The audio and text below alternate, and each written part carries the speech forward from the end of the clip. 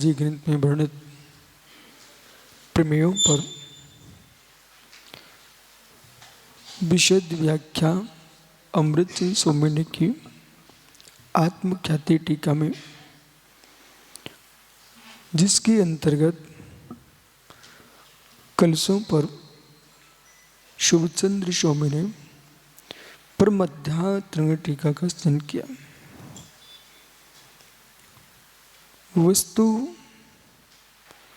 वस्तुभूत है। वस्तु को दो दृष्टियों को देखने की आवश्यकता है। निमित्तिक दृष्टि, उपादान दृष्टि। उपादान दृष्टि पर दृष्टि है, इसका तात्पर्य निमित्तिक दृष्टि का अभाव नहीं है। लक्ष्य हमारा उपादान पर है, पर उपादान की सफलता कारलिंगी कारण, कार्य के माध्यम से कारण का बोध होता है। रोटी के आकार को देख करके आप निर्णय कर लेते हो ये हाथ से बनाई हुई है कि बेलन चौकी से बनाई हुई है। तो कार्य को देख करके कारण का बोध हो जाता है। कभी कारण से कार्य का भी बोध होता है, पर कारण से कार्य वैसा हो कोई नियत नहीं है, पर कार्य है वो कारण नियत है। पुत्र उत्पत्ति के लिए जनक जननी कारण है, पर पुत्र हो ही जाएगा ये नियत नहीं है। पुत्र का जन्म हो चुका है, माता पिता नियत है। किसी बालक के माता पिता का बोध नहीं है आपको। कोई छोड़ के चला गया बच्चे को, तो उसके माता पिता का आपको ज्ञान नहीं है। बड़ा विवेक के साथ सुनना भाई। वो बच्चा अनाथ हो गया। लोक की भाषा में बालक अनाथ है। अनाथ भले हैं, पर बिना सनाथ के हुआ नहीं है। अनाथ भले हैं, आपको उसके माता पिता का नाम पता नहीं है, इसलिए अनाथ है। क्या वो बिना माता पिता के उत्पन्न हो गया? ऐसी कोई कृति है, कोई ग्रंथ है, उस ग्रंथ के लेखक का तुमको नाम पता नहीं चल रहा है, तो ग्रंथकर्ता के लेखक का पता नहीं चल रहा है, इसका मतलब ये नहीं कि आकाश से टपक गया ग्रंथ। ग्रंथकर्ता का नाम तुमको मालूम नहीं चल रहा है, इसका मतलब ये नहीं कि पुरुष से रहित हो गया ग्रंथ। जैसे बच्चे के माता पिता का बोध नहीं है, परंतु अनाथ भले कहला रहा है, परंतु बिना माता पिता के सहयोग के कोई संतान का जन्म नहीं होता। ऐसे बिना लेखक के बिना कोई ग्रंथ का सृजन नहीं होता। बिना लेखक के ग्रंथ का निर्माण नहीं है। बिना जनक जननी के पुत्र संतान का जन्म नहीं है। ऐसे बिना कर्म बंध किए बिना संसार का प्रारंभ नहीं है। जो भी संसार में दिख रहे हैं उसमें कारण कार्य मीमांसा है। जो भी संसार में दिख रहे हैं कारण कार्य मीमांसा है। उमा स्वामी महाराज ने तत्वा सूर्य में सूत लिखा, सम्मूर्छन गर्भोपादा जन्म। सम्मूर्छन गर्भोपादा जन्म। सम्मूर्छन गर्भज उपाद 3 प्रकार का जन्म है। तो प्रश्न किया राजवार्तिक ग्रंथ में आचार्य प्रवर अकलंक स्वामी ने, आपने जो 3 भेद किए हैं, ये 3 भेद क्यों किए? गर्भ के, जन्म के। सम्मूर्छन, गर्भज, उपाद, ये 3 भेद आपने क्यों किए? अकलंक स्वामी लिखते हैं, कारण के सदृश ही कार्य होता है। कारण के सदृशीकार होता है। ये निमित्त निमित्तिक व्याख्या चल रही है। कारण के सदृशीकार होता है। बोले क्यों? इस जीव ने सुबह सुबह जैसा कर्म किया था वैसा कर्म का बंध हुआ है, वो वैसा ही जीव का जन्म हुआ है। अब पकड़िए, सम्मूर्छन जन्म वाले जीव प्रबल कोई पुण्यात्मा जीव नहीं है। उसकी अपेक्षा से गर्भज पुण्यशाली है। उन गर्भजों में अनेक भेद हैं, पुण्यात्मा पापी भी है उसमें। सम्मूर्छन का जीने का समय बहुत कम है, गर्भजों के जीने का समय असंख्यात वर्ष भी है। गर्भ में जन्म लेने वालों समय असंख्यात वर्ष है। मनुष्य की दृष्टि से, त्रिंच की दृष्टि से परापल्लोपमधिकम, परापल्लोपमधिकम, ठीक है, एक दृष्टि। ये देव और नारकियों की दृष्टि, ठीक है। अब हम चलते हैं मनुष्यों के त्रिंचों की आयु त्रिपल्लो मंत्र मुहूर्तात्। तो मनुष्यों की और त्रिंचों की आयु कितनी है?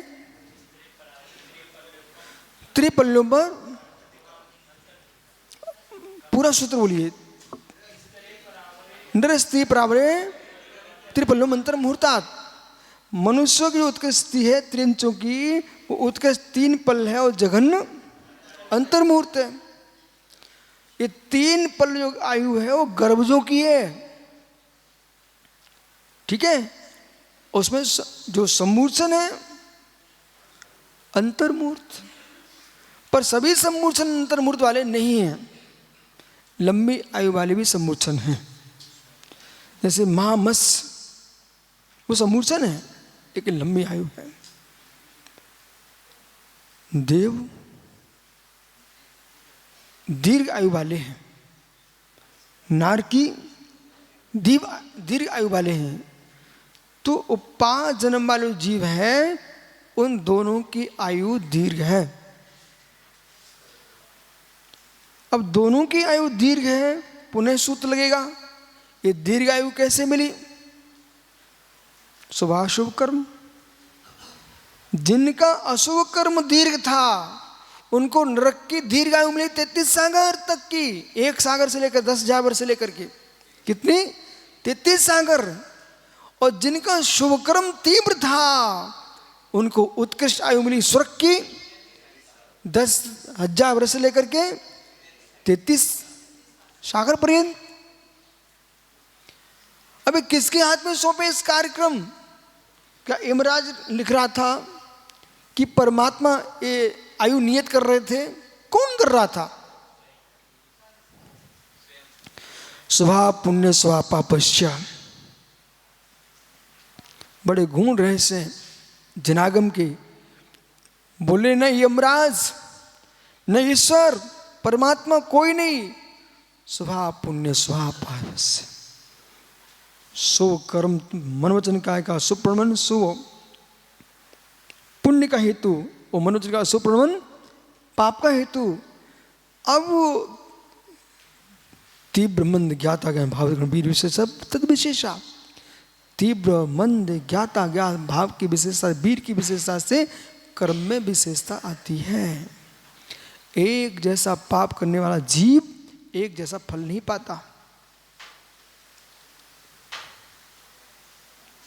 एक जैसा पाप दिखाई दे रहा है पर फल एक सा नहीं मिलता। बड़ा सहज सरल विषय है। अग्नि जल रही 2 चूल्हे में एक सी। प्रोफेसर साहब प्रैक्टिकल कॉलेज का, अग्नि जल रही है 2 चूल्हे में एक सी, परंतु भोजन का स्वाद अलग अलग।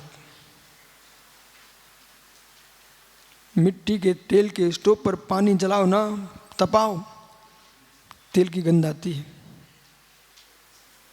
और घास फूस पर पानी तपाओ, उसका स्वाद अलग होता है।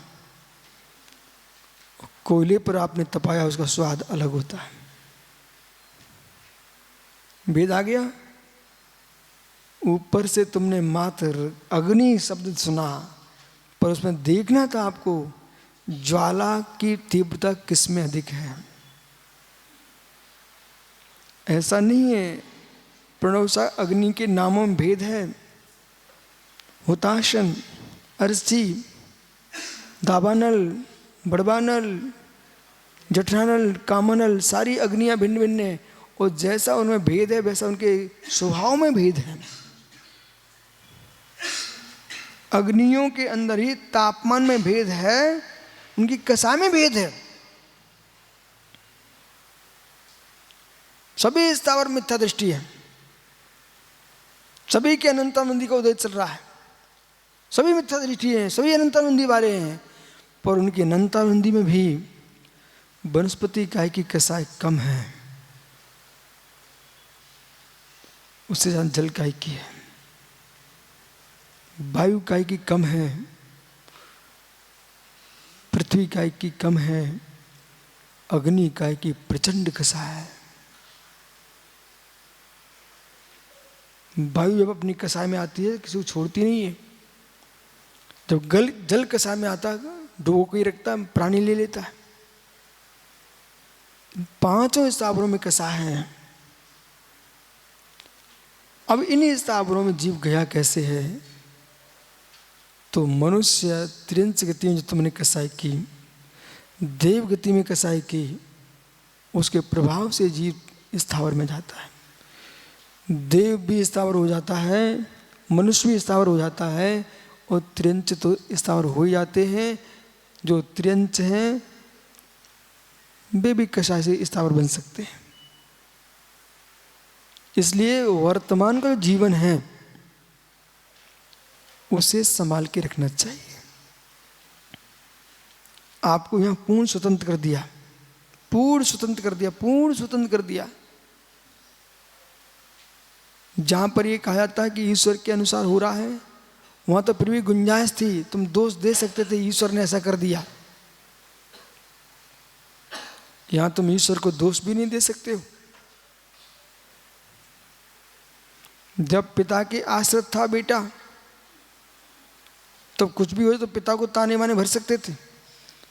पिता ने पूर्ण तुम्हें स्वतंत्र कर दिया है, अलग कर दिया है, व्यापार भी दे दिया। अब घाटा मुनाफा तुम्हारे हाथ में है। अब तुम पिता को आंख उठा के नहीं देख सकते। बोले क्यों? पिता ने कुछ नहीं किया है, तुम्हारे कर्म ने किया, तुम्हारे भाग्य ने किया, तुम्हारी कार्य प्रणाली ने किया है। ऐसे हमारे भगवान ने प्रत्येक जीव को पूर्ण स्वतंत्रता सौंप दी, पूर्ण स्वतंत्र कर दिया है कि भाई मैं तेरा कर्ता हर्ता नहीं हूं, रक्षक भी नहीं हूं, मैं मात्र ज्ञाता दृष्टा हूं। आप अपना देख लो, वो पूरे सिद्धांत भी बता दिए, एक एक सिद्धांत समझा दिया। पशु बनना है मायाचारी करो, नरक जाना है बहुत आरंपरिक करो, मनुष्य बनना परिणाम कसाय मंद्र को, स्वभाव मार्दुम चा मृदु रहो। देव बनना है सम्यक की आराधना करो, श्राग संयम, संयम संयम, बाल तप, इनके माध्यम से जीव स्वर्ग जा सकता, देव बन सकता है। साधु बन के छल कपट करोगे, पुण्य का उदय आ भी गया तो भवनवासी व्यंत जोशी बन जाओगे। सारी व्यवस्था करके रखी है। शुद्ध साधना करो, शुक्ल इच्छा के साथ उत्कृष्ट जाति के देव बनोगे। सौंपा किसके ऊपर? वो प्रोफेसर हैं गुन्नू शक्कर, लो बेटा कॉपी, पेन नहीं तो अपना पेन भी दे दिया उन्होंने स्कूल की तरफ से, करो पेपर, नकल नहीं करना, करो पेपर। और मेरे से कहना मत आना फेल हुए के पास। ईमानदार प्रोफेसर है वो कहता कुछ नहीं, तुम्हारी कॉपी भी जांचूंगा मैं, अब तुम देख लो, तुम्हारे ऊपर है। मेरे से मत कहना, माता पिता से मत कहना कि मैं फेल हुआ के पास, ये आपके ऊपर है, तुमने लिखा क्या है, क्या लिखा। दूसरे पर आंख नहीं उठा सकते हो। मैं सुब्रत सार तो कॉपी पकड़ा देते हो, ये देख लो। परीक्षा रिजल्ट घोषित हुआ, हमारे यहाँ परीक्षा होती है सर, वो कॉपी पकड़ा देते, पकड़ो तुम्हारे मन में हो ना कि नंबर घटा दिया कि बढ़ा दिया, देख लो अपनी कॉपी। तुम्हारे यहाँ तो कॉपी वापस कर दी जाती है, देख लो अपनी कॉपी, जो लिखा है वही है। ऐसे कर्म सिद्धांत कह रहा है कि जो लिखा है वही है। आपको मालूम बेटा, गणित की कॉपी के, गणित की पुस्तक के पीछे उत्तर कॉपी लिखी रहती है, उत्तर पुस्तिका देखिए आपने कभी? सवाल करो और पीछे देख लो सही है कि नहीं, सवाल करो पीछे देख लो सही है कि नहीं। परंतु हमारे यहाँ की जो कॉपी चलती है वो आगे देख लो सही है कि नहीं। मतलब समझाऊं इसका? इसका मतलब ये है, कोई व्यक्ति लंगड़ा लूला अंधा बहरा हो गया, सामने तो दिख रही कॉपी तुम्हारी, तुमने ऐसे उल्टे सीधे काम किए थे, सो हो गए। दुर्गति में जा रहे हो, आगे कॉपी है, कालिंगी कारणम, हम कार्य को देख करके कारण को जान रहे हैं। कालिंगी कारणम। अब जिनेश्वर ने एक आदमी को 1 करोड़ का जो है दान सहयोग कर दिया कि भाई तू गरीब है, अच्छे से रहो। तो मित्र सहयोग करो, आपका अच्छा काम है, लेकिन जिसे सहयोग कर रहे ना उसकी योग्यता देख के करो। सीधे 1 करोड़ क्यों पकड़ा दिए? उसने 4 दिन युवा खेल के समाप्त कर दिए। सहयोग करने वाले मिल सकते हैं, सहयोग करने वाले मिल सकते हैं, पर स्वभाव बदलने वाले कौन मिलेगा? बोलो पीयूष, 1 करोड़ दिए जिनेश्वर ने कि भाई तुम गरीब हो, ये आप समान हो जाओ। पर उस अभागे ने क्या किया? जैसे 1 करोड़ हाथ लगे ना, बस उल्टे सीधे काम करके समाप्त कर दिया है। मित्र, आप किसान हो, घर में बीज भरा है बोरे के बोरे, तो ऐसा सोच करके क्या 1 हेक्टर में 50 बोरे बोगे? तुम्हारे पास बीज बहुत है ना, तो कितने बोगे हैं? उचित ही बोगे ना, योग्य देख के, भूमि की योग्यता देख के बोगे, जमीन की माप करके तो बोगे कि तुम्हारे घर में बहुत बीज भरा सो सब डाल दो। अधिक बीज बोगे तो बिल्कुल नहीं उगेगा, बीज पे बीज रखा रह जाएगा, फसल नहीं आ पाएगी। समझो किसान हो आप। तो मित्र, बीज भी बोया जाता तो इतना ध्यान रखा जाता है कि एक पौधा उगेगा वो उतना कितना स्थान घेरेगा, उसके स्थान का ध्यान रखना पड़ेगा नहीं रखना पड़ेगा? तभी तो यदि आपने बिल्कुल संगठित करके बीज डाल दिया तो एक पौधे के लिए स्थान नहीं मिलेगा, आपस में टकराएंगे, कौन बढ़ेगा, वृद्धि कौन करेगा? आप देखो पीयूष, किसान खेत करना भी एक विज्ञान है, उसे पता रहता कि कितनी दूरी पर कौन सा बीज लगाना हमारे लिए। ओह, बीज बढ़ाने के लिए भी अंतर चाहिए। गजब, बीज अंकुर के लिए अंतर चाहिए, ऐसे विकास के लिए अंतर चाहिए, विकास के लिए अंतर चाहिए। सिद्धांत पकड़िए, विकास के लिए अंतर चाहिए। विकास के लिए अंतर चाहिए। बच्चे का लिए गर्भाधान हुआ है, विकास के लिए अंतर चाहिए। अब माता पिता की दूरी चाहिए, पिता बनना चाहते हो तो। गर्भाधान के बाद दंपति में दूरी नहीं है तो बच्चे का नाश होगा, विकास नहीं होगा। और दूरी चाहिए, 9 महीने दूर रहिए।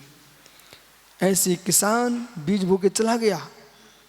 देखो सामने पीछे गन्ना का खेत है, जिसने बीज लगाया है, पौध लगाई है, उसे मालूम था कितनी दूरी पर लगाना, बच्चे के पत्ते फैलेंगे यहाँ। विकास के लिए दूरी चाहिए। ओ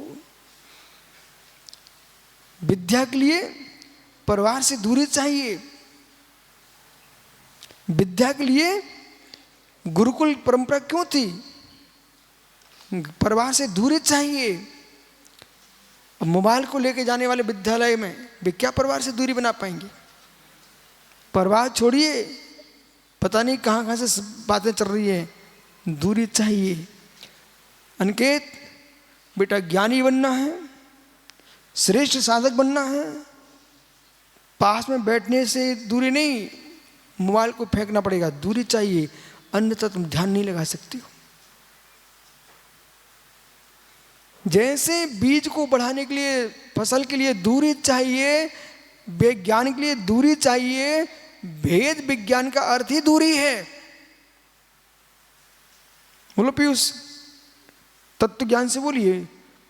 भेद विज्ञान का अर्थ ही दूरी करना है, पृथक करना है। जब ज्ञान के लिए दूरी चाहिए, पुत्र उत्पत्ति के लिए दूरी चाहिए, खेत की फसल के लिए दूरी चाहिए, आत्म ध्यान के लिए जगत से दूरी चाहिए, और निर्वाण के लिए कर्मों से भी दूरी चाहिए। पृथकीकरण की क्रिया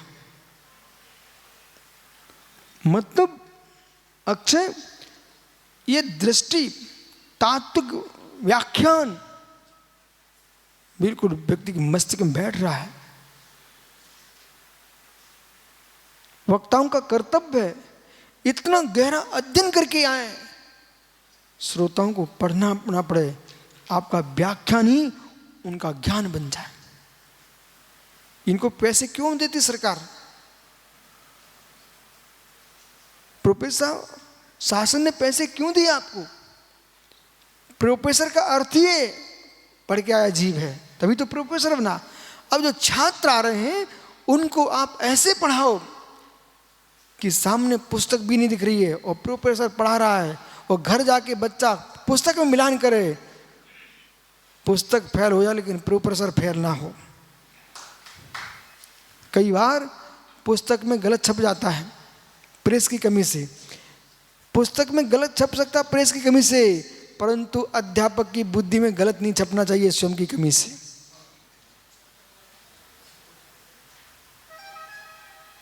अभी एक दिन क्या हुआ सर, हमारे महाराज लोग नीचे हिंदी में देख रहे थे और हम ऊपर से संस्कृत पढ़ा रहे थे। एक महाराज जी बोले, देखो गुरुजी ऐसा है।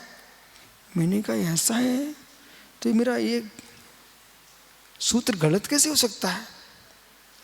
मैंने कहा भाई तू एक काम कर, ऊपर देख।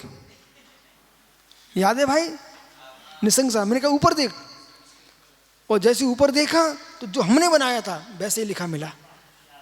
मैंने कहा मुझे मेरे अपने गुरु पर विश्वास है, उन्होंने मुझे पढ़ाया था।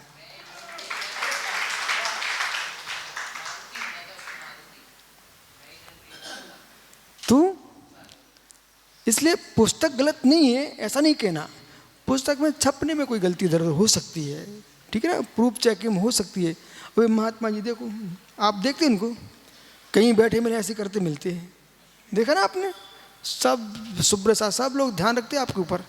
ये माताएं मुड़ी हिला रही हैं, बोले महाराज ऐसे करते मिलते हैं, मतलब बेचारे दिन भर लगे रहते, प्रूफ चेक करो, कितनी मेहनत लगती है।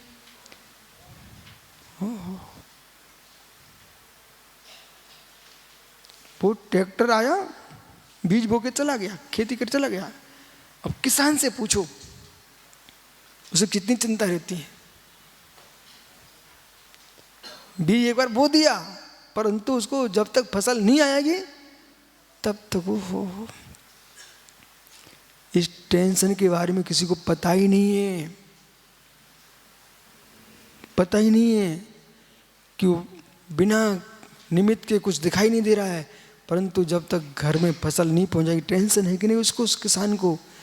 मित्र ऐसे ही मैं तो बोल के खाली हो गया, अब बेकरें टेंशन। सुब्र सागर लिखो भैया, करो प्रूफ चेक। जैसे एक ग्रंथ के बनने के लिए मित्र मेहनत चाहिए, बुद्धि चाहिए, प्रज्ञा चाहिए। ओहो, जिनके घर में खेत ही नहीं है, सागर जिनके पास खेत ही नहीं है बेचारों के पास, बेकार कहेंगे कहाँ खेती करना, सारे गन्ने खट्टे हैं। अरे तुम्हारे पास खेती नहीं, तुम तो गन्ने खट्टा बोलोगे ना। भीख मांग के खाने वालों को क्या खेती की चिंता है? किसान से पूछो खेती में गन्ना कैसे है, ऐसे मित्र जो ग्रंथ लिखने ही नहीं जानता, बेचारे, उससे तुम पूछो ग्रंथ लिखने में कितनी मेहनत लगती है। वो तो क्या है, सब ग्रंथ, गन्ना खट्टे हैं, अंगूर खट्टे हैं। नासिक वालों से पूछो, भोसे गाँव है बगल में, भोसे गाँव, वहाँ बहुत अंगूर होते हैं, मालूम है ना? हाँ, मुझे कहाँ से मालूम है? बिहार करो तो पूरे देश का ज्ञान रहता है। बिहार करो पूरे देश का नाम रहता है। पर यहाँ के आदिनाथ स्वामी का एक चमत्कार मानना चाहिए आपको। मैं नांदनी से बिल्कुल बगल से निकल गया 2006 में, पर अजीब समझ में आया मुझे कि लोगों ने हमसे कहा नांदनी मठ है, 700 गाँव हैं, बहुत अच्छे भट्टारगी रहते हैं यहाँ पर। 2006 में वहाँ पर एक हाथी है। मैंने कहा सब कुछ सही है, परंतु जाने का मन क्यों नहीं हो रहा है? तो भगवान सोच रहे होंगे अभी नहीं, अभी तुम आके निकल जाओगे। इचल करंजी में आया था, एक दिन रात दूसरे दिन निकल गया था। तो मालूम, यहाँ से बगल में शेडोन से निकल गया मैं, परंतु ये यहाँ नहीं आया। तो मेरी समझ में आएगा यहाँ की मिट्टी में था कि अभी नहीं, तुम लंबे समय जीना, यहाँ रुकना और फिर भगवान का अभिषेक देखना। आओ कारणकार मीमांसा, कारणकार मीमांसा, निमित्त नैमित्तिक दृष्टि, निमित्त नैमित्तिक दृष्टि, इस सारी व्याख्या जो चल रही है व्यवहार का विषय चल रहा है। इसे तुम पूर्ण रूप से असत्य नहीं कह सकते हो। अब प्रारंभ करो परमार्थ के पास। दो क्रिया होते दिख रही हैं, दो क्रिया होते दिख रही हैं, फिर भी दो क्रिया का अर्थ नहीं है।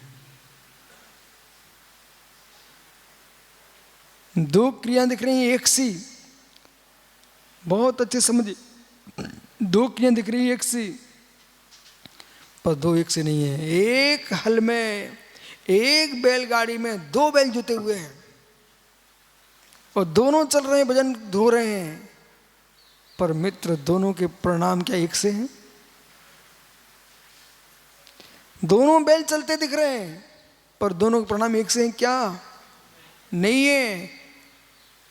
क्या दोनों का परिणमन एक रूप हो रहा है क्या? नहीं है। दोनों बैलों का उत्पाद बैल स्वतंत्र है, कर्ता परिणाम क्रिया दोनों बैलों की भिन्न है।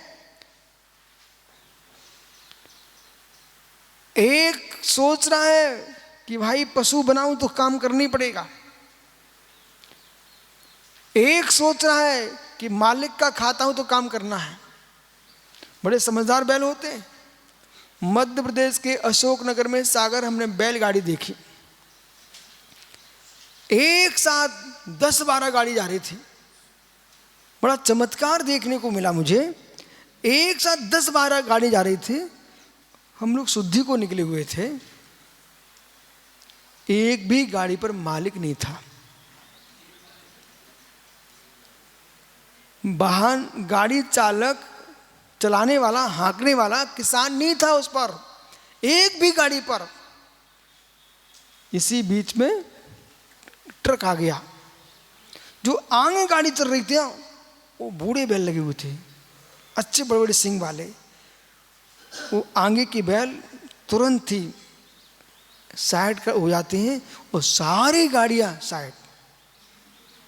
मैं देखता नहीं हो क्या रहा है। फिर मैंने एक आदमी से पूछा ये गाड़ी चला कौन रहा है? बोले महाराज जी इन बैलों को दूसरे की जरूरत नहीं है। मैं कहाँ जा रहे हैं? ये मंडी में जाएंगे सीधे। वो आदमी होते ना तो विचित्र ही आदमी होते ना, विचित्र नहीं आए क्या? मित्र विचित्र ही होते। बे का वो हॉर्न नहीं बजा तो खिसकते नहीं, वो खींचता और बैलों को, पर बैल बिल्कुल शांति से किनारे हो गए। मैंने कहा ये कब तक चलता? बोले महाराज जी इनका प्रतिदिन का काम है, अब मालिक नहीं आता है, ये वहाँ से छोड़ देता है पूरी गाड़ियाँ। अरे बैल सीधे जाएंगे मंडी में, इसमें माल भरा जाएगा और फिर वहाँ से वापस आ जाएंगे, और ये 10 की 11-12 गाड़ियाँ सब एक साथ फिर से चली जाएंगी। मित्र, इतनी पंक्ति से कभी कभी उन गाड़ियों की मुझे जरूर याद आ जाती। कब? जब ज्ञानी लोगों से कहूँ ठीक से बैठ जाओ, पंक्ति में चलो, फिर भी बंदा जैसे उचके हैं, तब मुझे बैलों की गाड़ी याद आती। कम से कम बैल कितने बढ़िया थे, ओ पीयूष, उन बैलों की याद आती है, बोले कितने बढ़िया थे। उनकी बुद्धि में एक बार भर दिया है कि वे अपने अभिष्ट स्थान पहुंच जाते हैं। ऐसे मोक्ष मार्गी जीव पर से प्रेरित होकर नहीं चलता है, अपनी प्रज्ञा से चलता है, वो सीधी उसकी गाड़ी सिद्ध सलाह पर लगती है। कारण कार्य मीमांसा, निमित्त निमित्तिक संबंध, इन्हें स्वीकार करो, और स्वीकार करके अब तुम कर्माधीन मत हो जाना। व्यवहारने से, कर्म के आश्रय से रागादिक भाव को प्राप्त जीव होता है, और रागादिक भाव के निमित्त से जीव के नवीन कर्म का आश्रय बंद होता है। ये निमित्त निमित्तिक दृष्टि, उपादान पर दृष्टिपात जब करते हैं हम, तो कर्म का प्रमाण कर्म में स्वाधीन है और जीव का प्रमाण जीव में स्वाधीन है। जीव कर्म का कर्ता नहीं है और कर्म जीव का कर्ता नहीं है। स्वकीय स्वकीय उपादान की योग्यता, अशुद्ध उपादान से जीव में रागादिक भाव आ रहा है और पौद्गलिक कर्म में अपना प्रबंध चल रहा है। इस उपादान दृष्टि है। निमित्त निमित्तिक दृष्टि से देखेंगे तो स्वाशुभ राग द्वेष के निमित्त से जीव जो है स्निग्ध वृक्षत्वात् बंधा, राग भाव स्निग्ध है, द्वेष भाव सूक्ष्म जो है वृक्ष है, इनके नियोग से जीव कर्म का बंध करता है। और जोगा पैडी पडेसा फिर अनुभाग का साधु होंती, योग से प्रकृति प्रदेश बंद होता है, कसाय से स्थिति अनुभाग बंद होता है। अब आप जितनी चंचलता करोगे वहाँ प्रकृति प्रदेश बंद होगा। एक रहस्य की बात समझिए। आप खेत की मेड़ पर बैठे सागर, ठीक है, अब तो मैं विकल्प कर रहे हैं, हमें मंदिर जाना था, मंदिर जाना था, हमको मंदिर जाना था। तो ये सुन लिया आपके अशोक भैया ने, जयसिंहपुर वालों ने, तो वो कहेंगे कि धर्मात्मा जीव है, मंदिर की इच्छा रख रहा है। यदि मैं सुन लूं कि सागर कह रहा मंदिर जाना है, तो मैं कहूँगा भाई ठहर रुक, मंदिर तुम जहाँ खेत में हो यहाँ से 2 किलोमीटर दूर है, और तुम जिस स्थिति में हो वहाँ समय लगेगा जाने में। हे मित्र, मंदिर की भावना रखिए आप, परंतु संक्लेश मत कीजिए। मंदिर में तुम करोगे क्या जाके?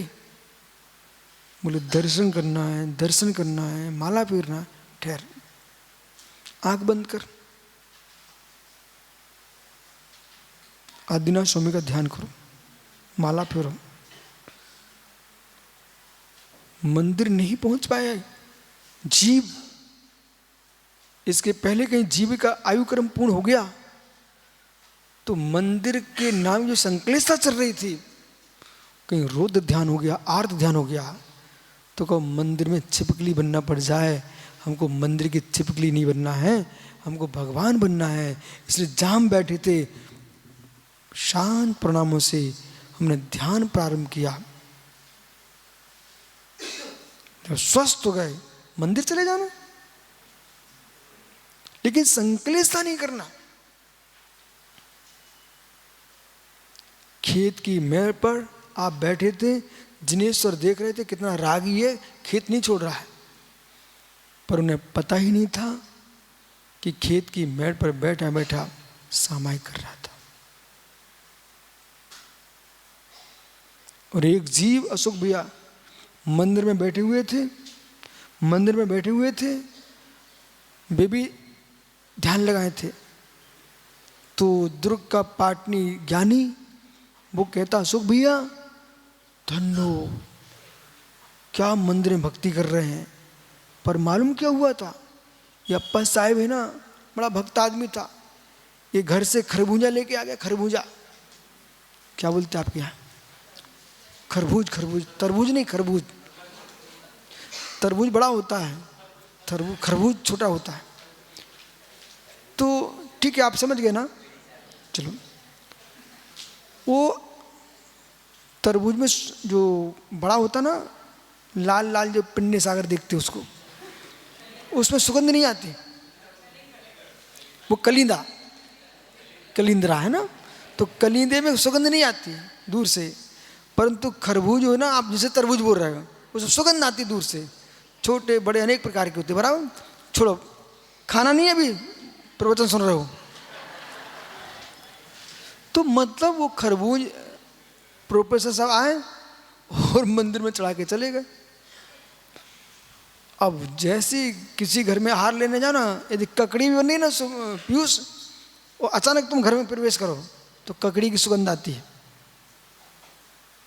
किसी घर में अमरूद बन रहा है और तुमने तुरंत प्रवेश किया तो तुमको अमरूद की सुगंध अलग से आएगी।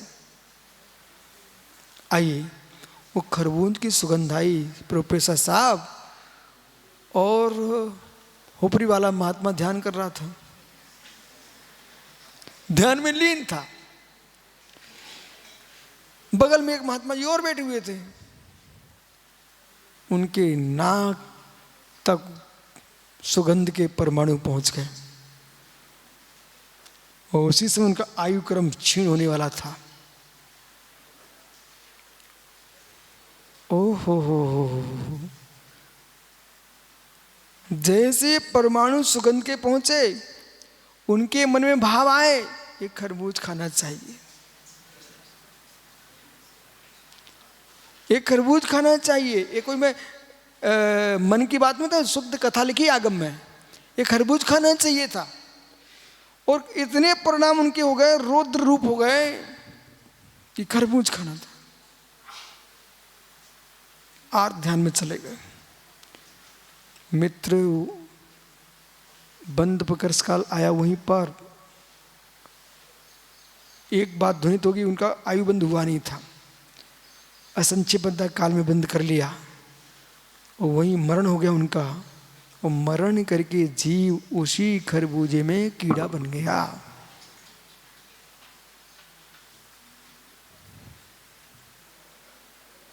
देखने वाले क्या देख रहे हैं?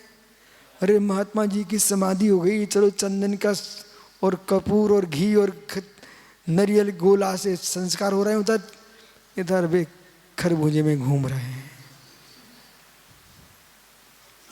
इसलिए 24 घंटे प्रणाम संभाल के रखने की आवश्यकता है। एक जीव खेत की मेड़ पर बैठा ध्यान कर रहा है परमात्मा का, और एक जीव मंदिर में बैठा ध्यान कर रहा खरबूजे का। ये स्वयं के परिणामों की दशा है। इसका मतलब मंदिर जाना बंद मत कर देना। नहीं सोचो मंदिर में ऐसा ध्यान नहीं होता है, जीव के परिणामों की दशा। इसलिए मालूम, जितने मुनिराज होते ना, जागृत मुनि, वो अशोक आहार को जाते उस समय भी आहार का त्याग करके जाता है। मतलब गुरु से आज्ञा लेके गए, महाराज जी आहार करने जा रहे हैं गुरु जी, उन्होंने आशीर्वाद दे दिया गुरु ने, जाओ बेटा चर्या को। अभी भी उनका प्रत्याख्यान है। अरे रास्ते में जा रहे थे, समाधि चल रही है, कोई घटना घट जाए, आजकल अटैक का युग चल रहा है, कब किसी को अटैक आ जाए, वाहन चल रहे हैं, कब दुर्घटना घट जाए, त्याग। पीछे से कोई बैल सांड ढुकर मार जाए, त्याग।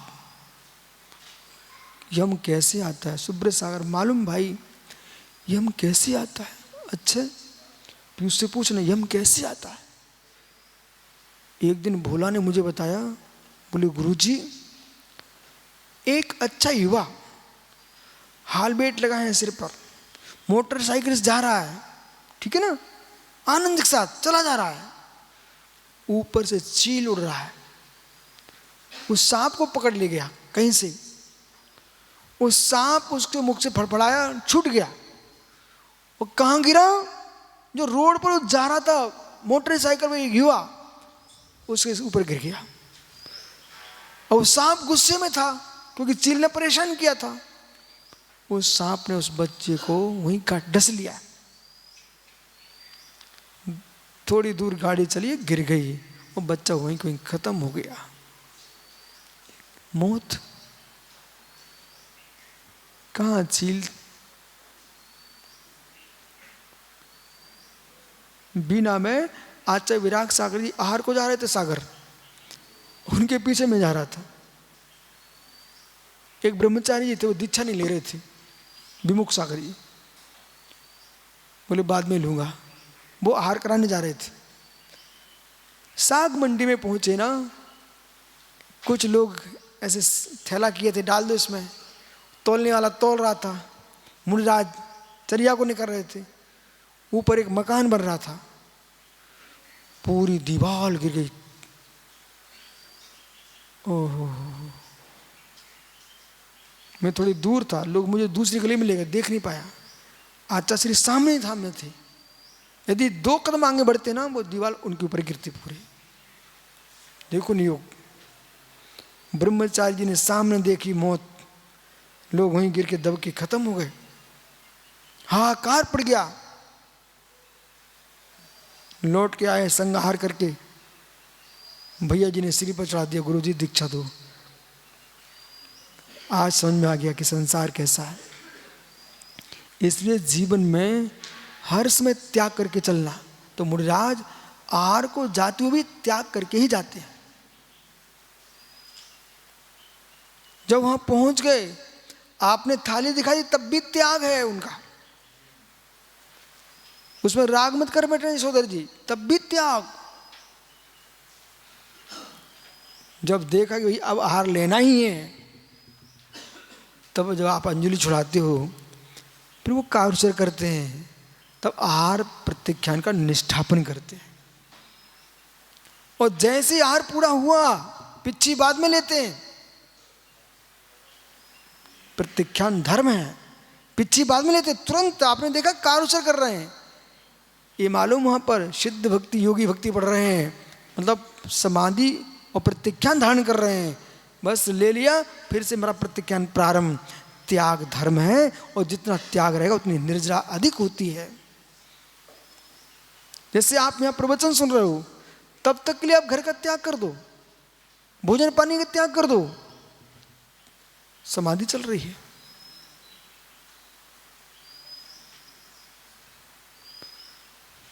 जिनको भूख सहन नहीं होती, पीयूष से इतना भोजन करो कि बार बार भोजन की याद ना आए। बीमार भी नहीं हो, इतना भोजन करो। वो भोजन तुमने कम किया, वो शक्ति थी नहीं, मित्र न स्वाध्याय मन लगेगा, न सामायिक मन लगेगा। तुमको बार बार याद आएगी, कल ऐसा आहार करूंगा, कल ऐसा आहार करूंगा, मतलब तुम चौके में बैठे मिलोगे। एक एक बात मैं समझा रहा हूं सबको। पर्याप्त भोजन करो, जितनी आवश्यकता है, परिमित करो। ये मुनिराज का परमाण व्रत होता, परमाण व्रत। मालूम, भोजन का परिमाण होता मुनिराज का। अपरिमित भोजन करना पाप है, परिमित भोजन करो, लेकिन इतना करो कि सरस जी याद ना है 24 घंटे, नहीं तो मालूम चले स्वप्न में भोजन कर रहे हो। निमित्त निमित्तिक दृष्टि भी समझो गहरी है। अब समझो अगला कलश क्या कह रहा है। अब इसको यहां पूर्ण विराम कर दो। पूर्ण विराम, ये विषय ही पूर्ण। अब कहेंगे कि मित्र खरबूज में कीड़े बन गए मुनिराज, तो खरबूज ने कीड़े बना दिया। निमित्त था, हे स्वामी,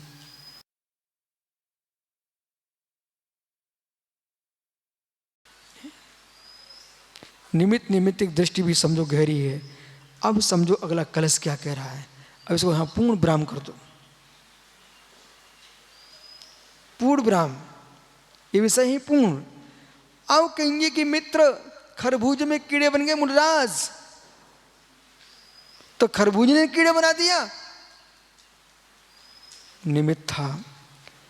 हे स्वामी, आपका प्रणाम आप में ही था, आपकी प्रणति आप में ही थी, आप ही उसके कर्ता थे। आप और आर्त ध्यान नहीं करते तो खरबूजे में कीड़े क्यों बनते? खरबूजा तो खरबूजे में ही था, उसका उपादान उसमें था, आपका प्रणाम आप में था।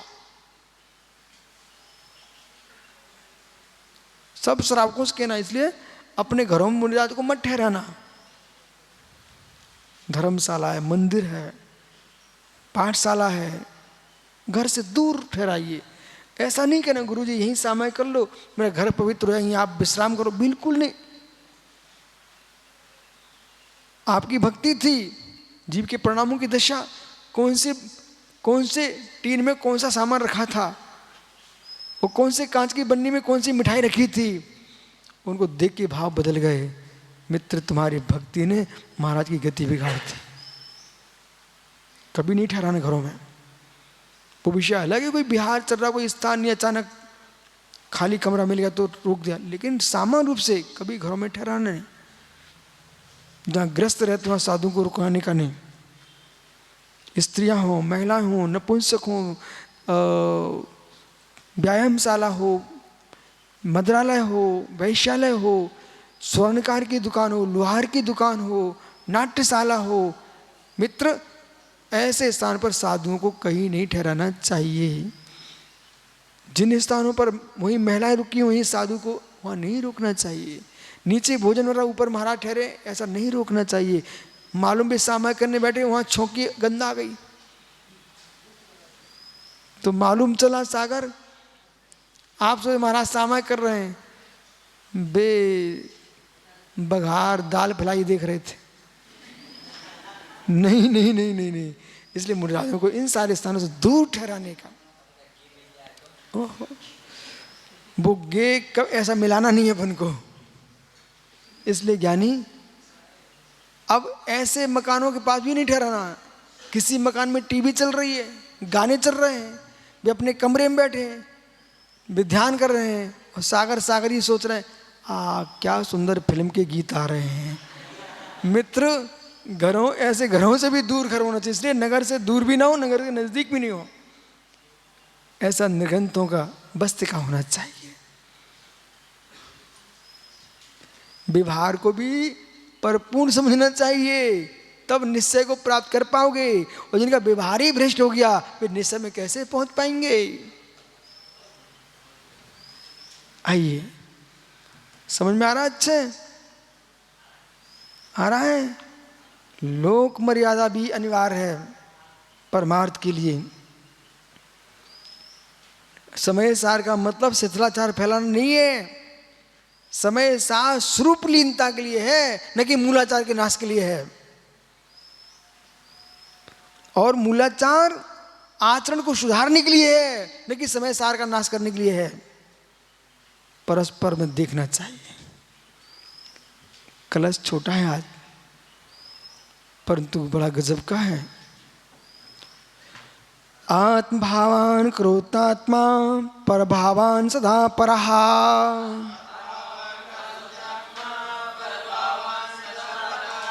आत्मैवे आत्मनो भावा, परस्पर एव ते।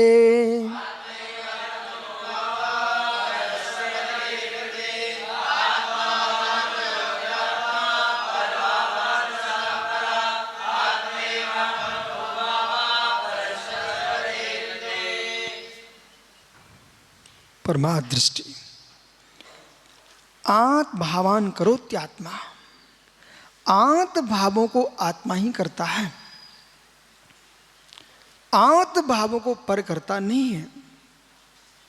मैं जीव द्रव्य, मैं आत्मा, चिद्रूप टंकोत्कीट भगवान आत्मा।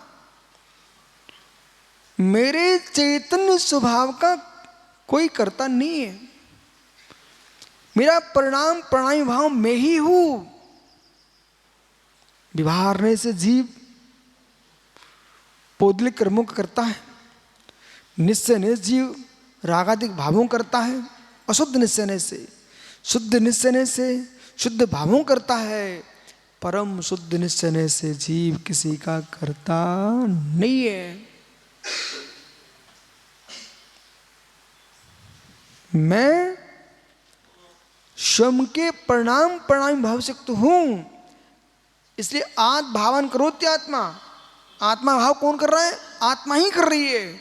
शुभ अशुभ शुद्ध परिणति जो है, मित्र व्यवहार से आप कहते हो कि मंदिर गए तो शुभ उपयोग बन गया, पाप मुझे पाप अशुभ उपयोग बन गया, मैं शुद्ध उपयोग में चला गया, व्यवहार कथन है।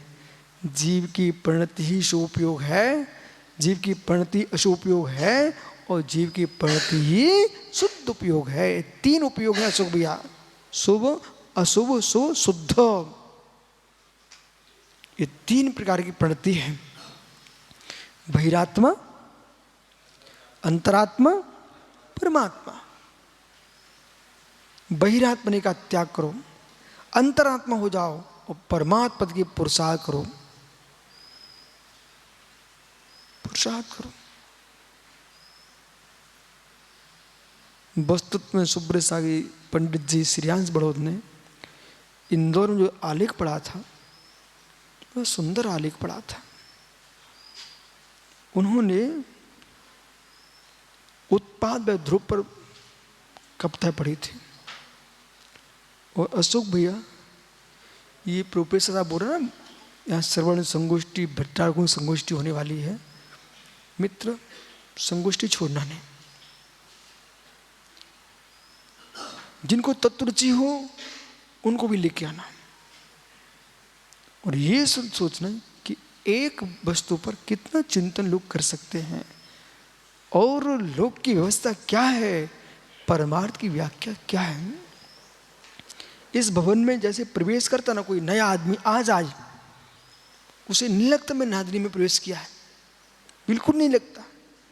उपदेश चल रहा उस समय लोग को लगता मैं कोई बहुत बड़े विद्यालय में प्रवेश किया है।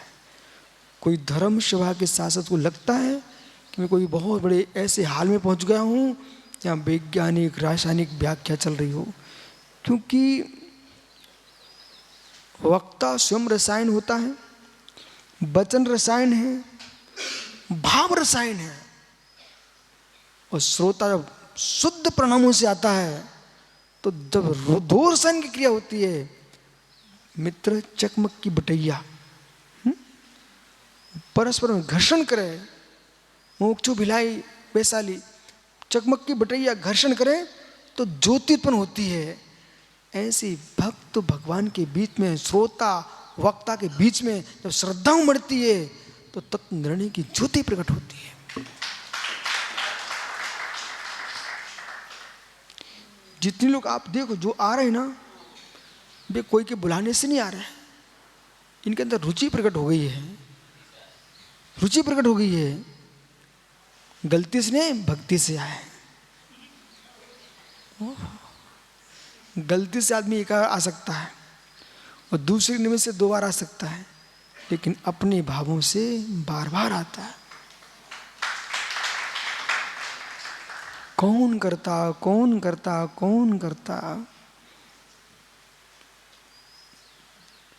अध्यात्म का व्याख्यान सर प्रोफेसर साहब हाथ फटकार के नहीं किया जाता, नेताओं की सभा जैसे चिल्लाया नहीं जाता, नेत्रों के टमकार भी शांत हो, सहज भाव से तत्व की निरूपणा होती है। रिमझिम बारिश जो होती है वो किसान के खेत के लिए ज्यादा उपयोगी होती है। जो मूसलाधार होती है तो बीज को ही उड़ा ले जाती है, बीज को बहा ले जाती है।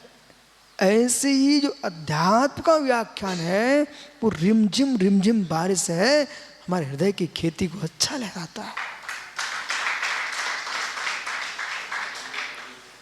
वक्ता और श्रोता में भेद नहीं रहना चाहिए, वक्ता और श्रोता दोनों एक में एक हो जाएं।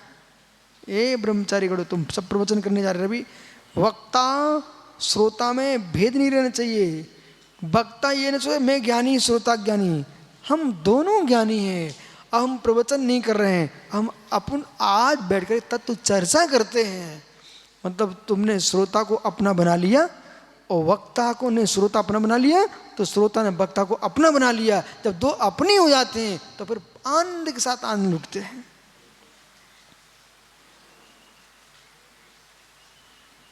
एकत्व भाव आना चाहिए इसमें। तो आत्मा भावान करोति आत्मा, आत्मा का भाव आत्मा ही करता है। पर भावान सदा परा, आत्मा का कर्ता आत्मा ही है, पर का कर्ता पर ही है। पर ने आत्मा को बनाया नहीं, आत्मा ने पर को बनाया नहीं। आत्मा ही आत्मनो भावः, आत्मा ही आत्मा का भाव है। परस्त्र पर एव ते, और पर ही है। क्या घुसा, ये दो लाने मत देखो नाते पोते, बस यही श्लोक रट लो। और जब संकल्प विकल्प आए, आत्म भावान करोति आत्मा, पर भावान परा सदा, आत्मी आत्मनो भावः परस पर एव ते। आत्म भाव का आत्मा ही है, पर भाव का पर ही है। अब किस में रोना, किसको बिलखना, अनकेत क्यों चेहरा बनाना। अब है पर तो पर ही है। पर के हंसने से मुझे हंसी आए, पर के रोने मुझे रोना आए। अपनी दुर्गति क्यों करूं, तू पर ही है। कन्नड़ी सुन रहा ना बेटा, पर तो पर ही है, पर तो पर ही है। माँ कहूं, आपसे कह रहा हूं, माँ आप कितनी समझदार हो। इतनी समझदारी माँ है प्रोफेसर साहब, नन्हे से बच्चे को इतनी अच्छे से दूध पिला देती है। बोले इसको इतना पिला दो, पालने में पड़ा है, फिर रोए नहीं, फिर दोबारा शाम को देखेंगे। मतलब अपने काम में लगी है, बोले इतना पिला दो, मुस्कुराता रहे। तो लगता ऐसा है कि माँ ने बेटे उपकार किया, पर सत्य है माँ ने अपना उपकार कर लिया। क्या हुआ मालूम, भागवत चल रही ना। अरे मित भागवत का अर्थ समझिए पहले। भग यानी ज्ञान, ज्ञान युक्त व्याख्यान, वो सब भागवत है। हो इसलिए ज्ञानियों, आप जो ना माँ जैसे बच्चे को दूध पिला दिया, बेटा तुम खेलो, कीड़ा करो पालने में, है ना। ऐसे ही तुम्हारे घर में मुनि महाराज पधारे हैं, उनको इतनी अच्छे से आहार करा दो, और फिर कहो बेटा खेलो, माँ जिनवाणी के आंगन में कीड़ा करो। हो। समझ में आया ना। अब बेटा यहाँ रो मत, तुम्हारा पेट भर दिया। हो 1988 में अशोक भैया, 1988 में आचार्य विराग सागर जी बोले, हम लोग आए थे संघ में। वो यहाँ महाराष्ट्र में कारंजा चारों ओर बहुत रहे हैं छिल्लक अवस्था में, श्रीपुर पारसनाथ। बोले दक्षिण भारत में, मैं पूछता रहता, बोले गुरुजी बताओ। बोले देखो दक्षिण भारत जाओ आनंद है। बोले क्यों। बोले सब किसान बंधु हैं, वे कहते हैं महाराज जी आहार करो, चांगला फार बहुत अच्छा, और अच्छी आहार करा देंगे। फिर कहेंगे अब आप दिन भर अपना काम करो, हम अपना काम करने जा रहे हैं, बोले शाम को मिलेंगे। ठीक है। जब मैं नादिनी आया ना, तो भट्टारिक जी हमसे बोले जयसेन जी, ओ जिनसेन जी, बोले गुरुजी सुबह प्रवचन होंगे नहीं। मैंने क्यों। बोले सब खेत में जाएंगे। मैंने कहा देखो भाई कितने चले जाएंगे, फिर भी घर में कुछ बचते हैं। तो मतलब प्रवचन हुआ, अब सुबह भी आनंद लूट रहे हैं यहाँ श्रावक, शाम को भी आनंद लूट रहे हैं। मतलब जिनवाणी के आनंद इतना भरपूर होता है, वो लोग अगाते ही नहीं है। अब कोई ये सोचे, बोले आज प्रवचन पूरे हो चुके होंगे, अब कोई विषय बचेगा नहीं, क्यों बालक रायपुर। लेकिन जिनवाणी अम्मा कहती है, मालूम आपको, ये माताएं अपने बच्चे को दूध पिला देती हैं, पूरा आंचल खाली, पर दूसरे दिन फिर से आंचल में दूध आता कि नहीं आता है। ऐसे हमारी अम्मा के आंचल खाली होते ही नहीं है, उसमें दूध आ ही जाता है, फिर हम बच्चे पीने बैठ जाते हैं। इसलिए मतलब एक पद्धति मैं बता रहा हूं, प्रवचन की दूसरी शैली है ये। सब मुस्कुरा रहे हैं।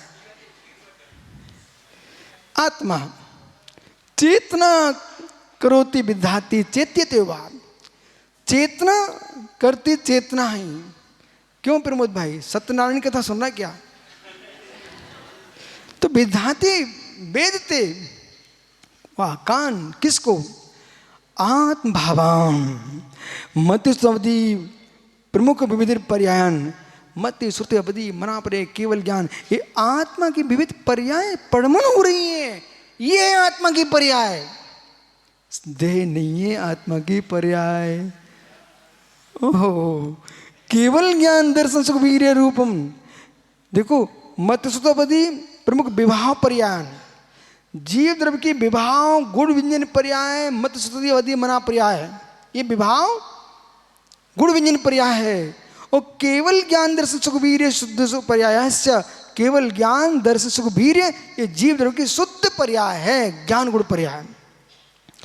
पर हाँ पुद्गल पदार्थ था, और पुद्गल पदार्थ पर ही है। पर भावान ज्ञानात अन्यत, जो ज्ञान से अन्य है। स्वभाव विभाव पर्यायन करोति इति संबंधा।